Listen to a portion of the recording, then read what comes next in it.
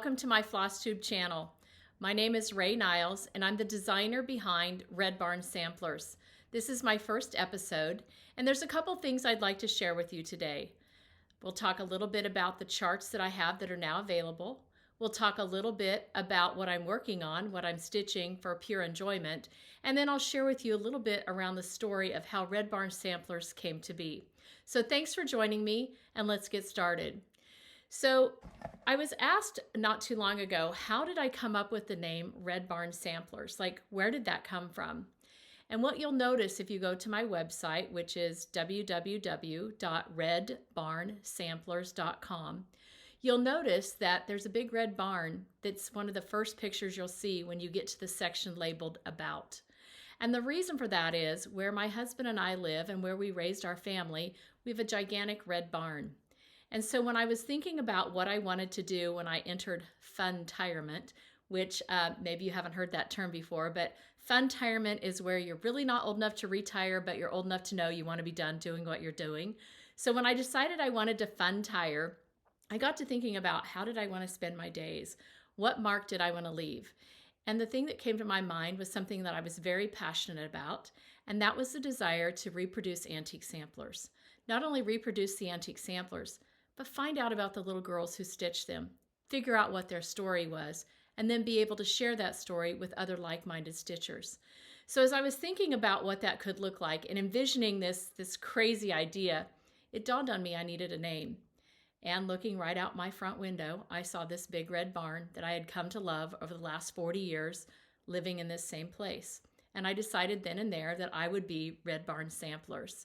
So there really isn't a magical reason for why I chose Red Barn Samplers, other than it reminds me of something that I love a great deal about what we have on the farm that we live on, currently in the middle of Kansas.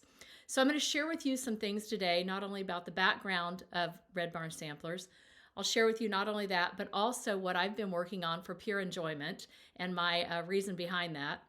And then I want to share with you 4 new charts that I have available, and as well as talk a little bit about each of the girls that stitched them. So let's get started. So the first chart I want to share with you was the first one that came out, and many of you have already seen it. It's been on social media. It's called M. Holloway. And M. Holloway was my first attempt at not only learning the software, but also figuring out how to use an iPad to actually chart. And if you're interested in figuring out how to do that and you are have questions, feel free to reach out to me. I use an app called Moby Stitch, and then I connect my iPad to my Mac, and I open the file off of the iPad, drag it to my desktop, and I do all of my final editing in an application called Mac Stitch. It has a sister companion called WinStitch for those people who use a PC. And then I do the final layout for my charts in a program on a Mac called Pages. It's a one-man shop or a one-woman shop. I do all my photography. And I just like the idea of being able to tell my story the way I want to tell it. You'll also notice that on every one of my sampler charts, there's a blue jar. And you need to know that that blue jar is not a mason jar. It's actually a Horlick malted milk jar. And that jar belonged to my mother. And my mother passed away 3 years ago this month. I miss her every day.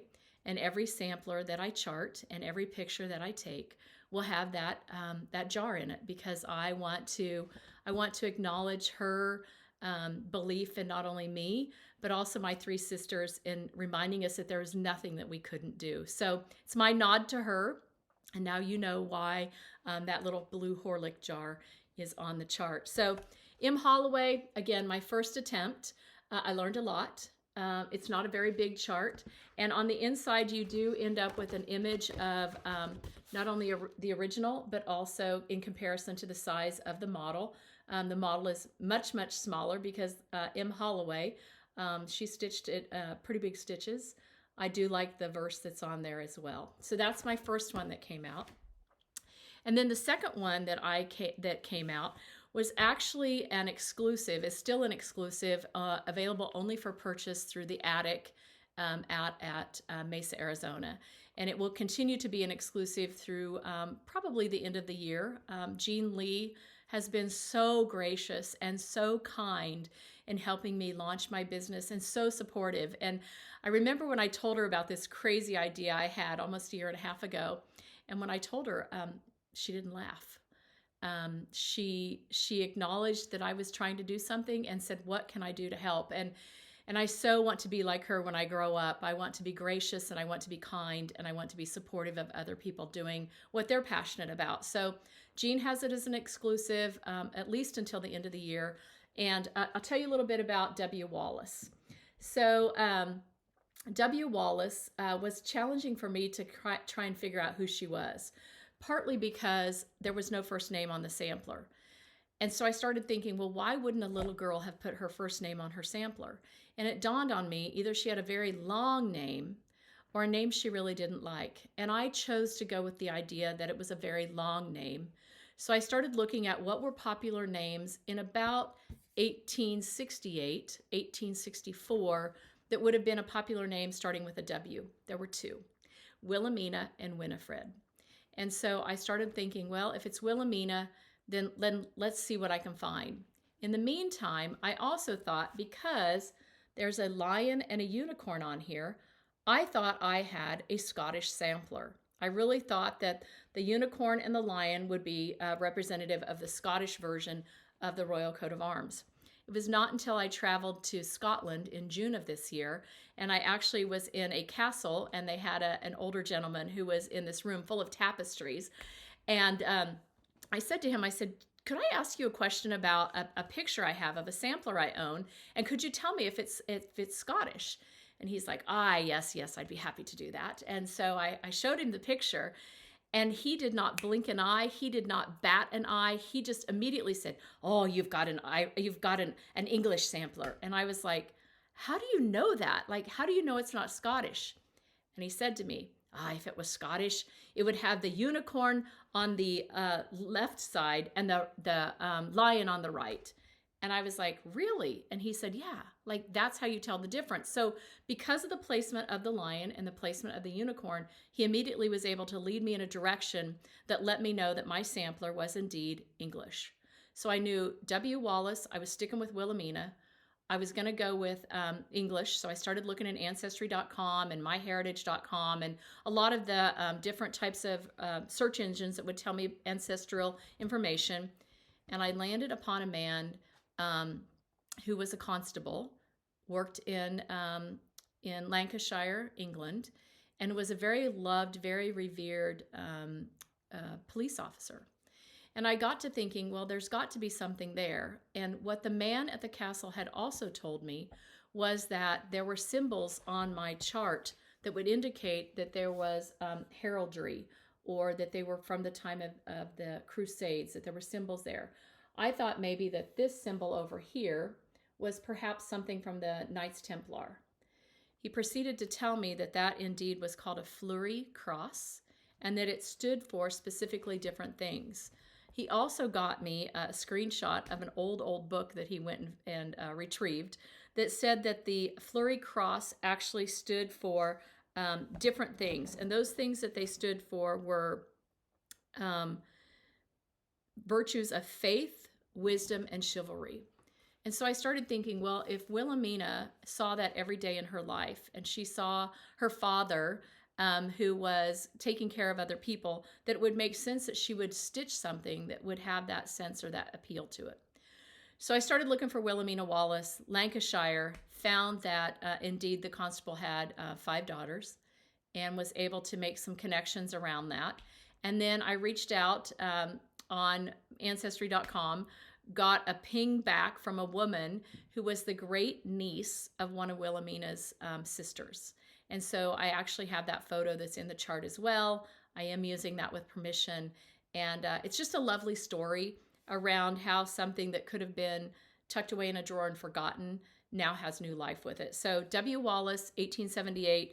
Again, if you're interested, it's exclusive to the attic, at least for now. The next one I did was this little one here called Martha Smith.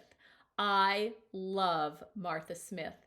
And part of the reason I love this sampler so much is because I really think that this little guy here is probably Abraham Lincoln. And I make an argument in the narrative of this chart that there's a lot of symbolism here that would lead you to believe that this indeed could have been Abraham Lincoln. Whether it's the little white dog, which Abraham Lincoln did have a yellow lab, a white dog, and if he was photographed in a black and white newspaper, the dog would have appeared white. The two flower urns at the top could have been funeral urns. The moth and the raven could definitely have been symbols of mourning, and the rose could have been a tribute to a man that she felt was a great leader and that she would have known about. So I make the argument in this story that perhaps indeed this was stitched by somebody to honor Abraham Lincoln. I also, in the chart, have included a picture of the original. And what I like about the original is you will see her little errors up here at the top. And those were not revealed until we took it out of the frame. And when we took it out of the frame, you could see that there were 6 little stitches. But when Mama had framed it, she framed her frame right up to those errors. So no one knew that those errors existed. Much like any one of us would have done for any children that we have when they had given us something so precious. So Martha Smith is number 3. Again, it's available on my website as well. The 4th one is Betty Sumner. And again, I love Betty Sumner. I kind of have decided I'm only going to chart things that I love, things that I would want to stitch. What I love about Betty Sumner are a couple things. Number 1, it only has 4 colors, 2 warm mustardy golds, and 2 rich blue, teal green type colors. But the thing that I love the very most is the word gratitude at the bottom. And I love this because I think now more than ever, we need to take time to stop and think about what is it that we are grateful for? What is it that we appreciate? And then be able to express that. In my research, I did find that there was another little girl that stitched a very similar sampler within 1 year of Betty stitching hers. So I'm fairly confident, 99% confident, that I found the right Betty Sumner and that she was in a class with another little girl who probably stitched a very similar sampler. So again, I have the narrative written in the chart, so you're able to see that as well. So all 4 of those charts are available. One, the W. Wallace is through the attic, and you can call Jean at the attic and speak with any of her gals that work there, and they'll be happy to take care of you. I also did W. Wallace using gumnut silk. If you've not stitched with gumnut silk, you're in for a treat. The coverage is fantastic, and that is also available. I did also chart it using Weeks and also DMC, so you're not limited to just having to use the gumnut silk. The other thing I have available on my website, I, much like Laura off of Brenda and the Serial Starter, I love corner gauges. And so I had some corner gauges commissioned and had some little wooden corner gauges made. And the gentleman that made it, I love that he kind of burned out the barn. And again, if you are a corner gauge collector, this may be something you want to add to your collection, but it has the logo on it. And again, just a nice little stick it in the mail type thing for maybe a friend or somebody that you know loves stitching and loves corner gauges. I also thought as I was putting this video together, you know, what would I want to know about a new designer? Well, one of the things I'd want to know is, what are they stitching on for fun? Well, I have to tell you that in June, when I was in Scotland, I was with 5 other women, and we had a fantastic time. And there were 2 things I enjoyed the most. One, of course, were the castles, but 2 was just that how we all got along so well. There was no drama, right? The food was great, the venues were great, everything we did was just so agreeable, super fun. And one of the gals on the trip named Dee, Dee had this Hedgerow Birds project bag that she was using to keep her stitching in. And I fell in love with it. And I came home and I said, I am going to stitch this. So many of you have probably already seen it. It is a blackbird design. It's called Hedgerow Birds. It came out in 2010. I did find it on the secondary market. But one of the things I loved about this, A, were the colors, and B, that it had these buttons in there. And I thought, you know, I could use some of my antique buttons to do that as well. So here is what I have put together so far. I have the front that is done. And again, the colors are just this lovely, lovely purple and mauve color. And then the back, alphabets, just, an alphabet full. And again, it's not a very big bag when it's all said and done. So if I were to fold this up so you could kind of get the size here, you'll notice it's not very big, but I think it'll be just perfect for me to just stick a little project in when I want to travel and actually go somewhere. So I've got some buttons picked out from my collection. I have the lining figured out, and I'm not really a seamstress, so it's just another adventure in sewing, if you ask me. But my friend Pam has graciously helped me, and so has my friend Polly, kind of to figure out what I want to do with the bag and the lining. So I'll be sharing that as I get it done. And if you've not seen that chart, I would encourage you to grab it. It's a quick stitch. I think I did it in about 9 days. Every time I was stitching, I would feel like I was cheating because the fabric count on it is 20. So huge stitches. It eats through the thread quite quickly, the floss, but nevertheless still a delightful stitch and something totally different than what I had been working on, which was really concentrating on getting my samplers out. So I'm not going to keep this very long today. I just really, more than anything, wanted to introduce you to me, let you know a little bit about me, let you know that there will be more Flosstube editions to come, and just let you know how grateful I am that this stitching community is open to others who are passionate about designing and reproducing antique samplers, and just let you know how much I appreciate that those of you that have encouraged me, including the women from the Remote Stitchers, the women that I've met at various retreats, how much I have appreciated your support and your encouragement and your belief that, yeah, you can do this. If you want to do it, do it. So I look forward to joining you again, and I look forward to being able to share more of my collection with all of you, because I have many, many, many, many samplers to reproduce. So with that, thank you all for tuning in. I look forward to connecting with you on episode number 2, and I hope you have a wonderful day. May your floss never twist. Thank you. Bye-bye.